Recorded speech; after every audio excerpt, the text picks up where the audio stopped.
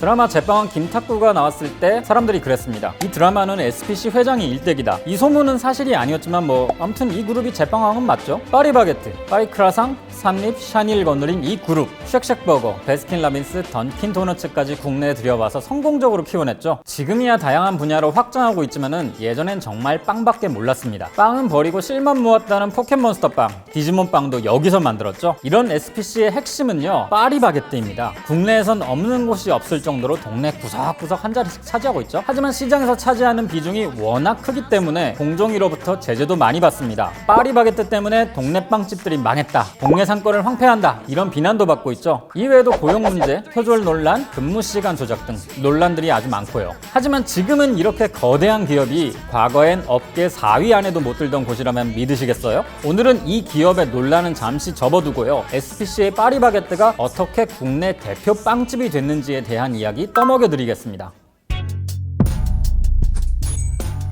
국내 베이커리 시장의 70%를 차지하고 있는 어마무시한 이곳, 파리바게뜨만큼 제국이란 표현이 잘 어울리는 곳도 없습니다. 파리바게뜨를 만든 SPC 그룹은 사실 동네 빵집에서 시작했어요. 황해도 옹진의 상미당입니다. 이곳을 법인화한 게 삼립이고요, 샤니는 나중에 따로 세웠어요. SPC 그룹을 출범시킨 건 한참 뒤의 일이고요. 크림빵과 호빵의 창시자, 이 상미당을 열었던 허창성 회장에게는 아들이 둘 있었는데요. 후계자 수업도 할 겸 해서 일찍부터 회사에 들어가서 일했다고 합니다. 허 회장은 큰아들에게 삼립 경영권을 넘겨주고 둘째 아들에겐 샤니의 경영권을 물려주는데요. 이게 사실 공평한 상속은 아니었습니다.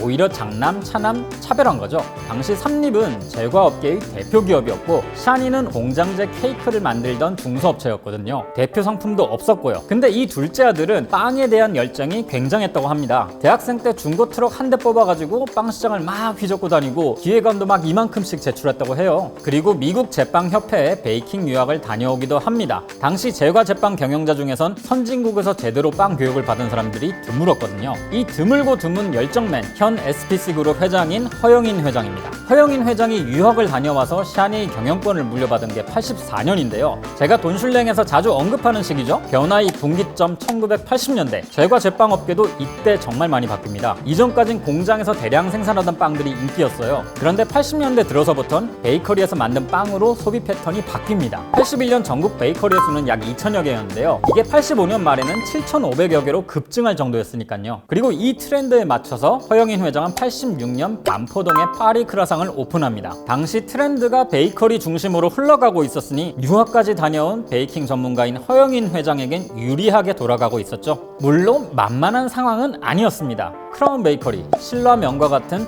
전통성을 갖춘 기업들이 이미 베이커리 시장에 포진해 있었거든요. 하지만 파리크라상은 이들과는 다른 특별함이 있었습니다. 일단 이름부터 특이하잖아요. 당시 베이커리들은 무슨 당 혹은 무슨 제과 이렇게 이름이 붙였었는데 파리크라상은 크루아상이라는 상품명을 브랜드명으로 쓴 거죠. 이건 완전 초기에 크루아상 전문점이었기 때문입니다. 하지만 파리크라상이 진짜 특이했던 이유는 따로 있습니다. 반죽, 숙성, 정형 이런 과정을 다 거쳐가지고 오븐에 넣어서 굽기만 하면 되는 반죽, 이걸 생지라고 하거든요. 파리크라상은 본사에서 이 생지를 만들어서 냉동시킨 다음에 매장으로 보냈습니다. 그럼 이 생지를 받은 매장은 오븐에 넣고 굽기만 하면 됩니다. 이걸 베이크오프 시스템이라 하는데요. 지금은 매우 일반적이지만 당시에는 혁신적이었습니다. 그땐 부어진 빵을 받아다 파는 시스템이었거든요. 여러분 아셔야 될 게요, 베이킹은 화학의 결정체입니다. 정확한 비율로 반죽을 만들고 발효시키고 또 적정한 온도와 칼같이 시간을 지켜야만 제대로 된 빵이 나옵니다. 빵을 만들 때 그램, 밀리리터 단위로 철저하게 계량을 한 이유가 바로 여기에 있는 거죠. 이러다 보니 한 매장에 아무리 훌륭한 제빵사가 있어도요, 타 지점에 비슷한 실력자가 없으면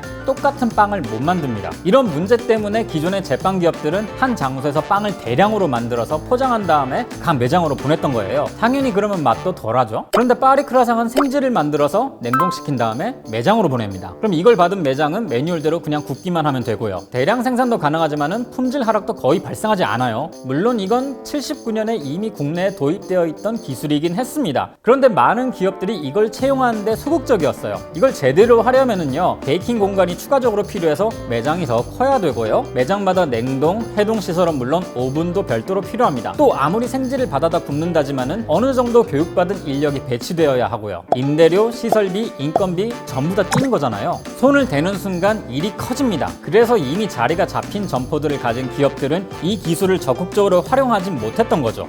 파리크라상은요, 후발주자였기 때문에 처음부터 이 시스템을 들여왔던 게 가능했습니다. 그리고 88년 지금의 코엑스인 무역센터에다가 브랜드 하나를 더 론칭을 합니다. 이게 바로 파리바게뜨였습니다. 이곳 파리바게뜨에서도 베이크오프 시스템은 적극 차용됩니다. 처음부터 잘 팔리긴 했는데요, 크라운 베이커리 아성이 거셌습니다. 크라운 베이커리는 국내 최초로 생크림 케이크를 출시해서 인기를 얻은 곳이거든요. 그런데 케이크는 대부분 연말에만 팔린다는 문제가 있었고요. 90년대 들어선 사람들이 빵을 식사 대용으로 먹는 트렌드가 생겼어요. 파리바게뜨는 베이크오프를 이용한 바꾸은 빵이 강점이니 또 한 번 상황이 유리하게 돌아간 겁니다. 덕분에 양 기업의 차이는 급격하게 좁아졌고요. 이렇게 2파전 양상으로 흘러가는가 싶더니 97년 진짜가 나타납니다. CJ, 당시 제1제당이 뚜레쥬를 내놓겠다고 발표했거든요. CJ는 당시 파리바게뜨 모기업인 샨이나 크라운과는 비교도 안 되는 진짜 대기업이었습니다. 게다가 CJ는 베이킹의 가장 중요한 재료인 밀가루와 설탕을 직접 생산하는 기업이거든요. 여기에 또 진짜 재앙이 왔죠. 외환 위기, 빵도 안 팔려 죽겠는데 밀가루, 설탕 가격이 폭등합니다. 팔아도 이익이 안 나는 상황에서 파리바게뜨는 꾸역꾸역 버티기에 들어갔습니다. 가격 할인 계속 넣으면서 빵 종류를 줄이고 생산 라인 정리하고 재료 대체하고 원가 절감으로 버텼던 거죠. 그동안 최강자 자리를 지켜온 크라운 베이커리는 부도가 났고요. 마찬가지로 다른 경쟁자들도 못 버티고 쓰러집니다. 파리바게뜨의 독주를 위한 판이 깔린 거죠. 진짜 위협적인 뚜레쥬르만 제외하면요. 뚜레쥬르는요, 파리바게뜨가 베이크오프로 승승장구한 걸 다 지켜보고 있었습니다. 당시 파리바게뜨 빵의 60% 정도가 베이크오프로 만드는 빵이었는데요, 뚜레쥬르는 60% 받고 100%로 갑니다. 여기에 대기업이 만드니 신뢰도는 말할 것도 없고요. 이걸 지켜보던 파리바게뜨가 꼼수를 부립니다. 당시 파리크라상 사장이 제과협회 부대표였는데요, 이분이 제과협회를 내세워서 대기업이 생계형 자영업에 진출한다 막 이러면서 공정위에 제소하고 불매운동을 벌인 거죠. 때문에 2000년 2월 뚜레쥬르의 점포수가 200개에서 더 이상 늘어나지 못하고 1년간 막혀버립니다. 이 사이에 파리바게뜨는 점포수를 또 막 늘리고요. 그럼 이 꼼수 덕분에 파리바게뜨가 뚜레쥬르를 이길 수 있었느냐 하면 글쎄요. 영향이 있긴 했지만은 파리바게뜨, 더 나아가 SPC가 진짜 잘하는 것이 있었기 때문이죠. 모든 프랜차이즈 중 가장 훌륭한 점포 관리 능력을 보여주는 곳이거든요. 왜 스타벅스가 상권 분석 잘해서 매장 내기로 유명하죠. 하지만 이 분야의 원조가 바로 파리바게뜨입니다. 입지가 안 좋은 곳엔 애초에 출점 허가를 안 내줍니다. 오히려 거기 말고 여기다 냅시다 하면서 역제한을 하기도 하고요. 아무리 유동인구가 많아도 섣불리 움직이지 않습니다. 지하철역과 대형마트가 있긴 하지만 대부분 스쳐가는 사람들이군. 여긴 탈락. 모 분식 프랜차이즈는요, 우리 입점 전략은 파리바게뜨 옆에 매장을 내는 것이다 뭐 이런 말 하기도 합니다. 지하철 입구가 어느 방향으로 뚫릴지, 점포 앞에 지하철 환풍구 같은 장애물은 없는지 이런 것까지 파악해요. 부동산 분석 능력과 데이터가 없으면 이런 거 못하죠. SPC를 부동산 분석 기업으로도 볼 수 있다는 이유가 바로 여기에 있는 거죠. 때문에 파리바게뜨의 폐업률은요, 모든 프랜차이즈를 통틀어서 가장 낮은 수준이고요. 그리고 또 한 가지, 국내 베이커리 업계에선 가장 뛰어난 기술력을 갖춘 곳이라는 거예요. 물론 훨씬 더 맛있는 소규모 베이커리들도 많습니다. 아마 빠바 맛없다라고 하실 분들도 많겠죠. 한두 개 점포에서 빵을 만들어 파는 것과 전국 3,000개가 넘는 점포에서 비슷한 퀄리티의 빵을 동시에 생산해내는 건 다른 영역입니다. SPC 연구소에서는요, 모든 것을 계량화합니다. 반죽의 비율, 숙성과 굽는 시간, 굽는 온도, 심지어 온도와 습도가 빵에 미치는 영향까지 모두 계량화합니다. 전국에서 동일한 퀄리티의 빵이 구워질 수 있도록 철저하게 연구를 하는 거죠. 이 말은요, 전국 3,000개가 넘는 점포에서 동일하게 생산해내기 위해서 실제로 만들 수 있는 퀄리티보다 다운그레이드를 시킨다는 이야기입니다. 이 말이 안 믿기시는 분들은 SPC가 소비자의 취향을 파악하고 다양한 실험을 하기 위해 만든 공간인 한남동 패션5를 가보시면 됩니다. 여기는 파리바게뜨가 작정하고 만들면 얼마나 맛있는 빵을 만들 수 있는지를 보여주는 곳이기도 하거든요.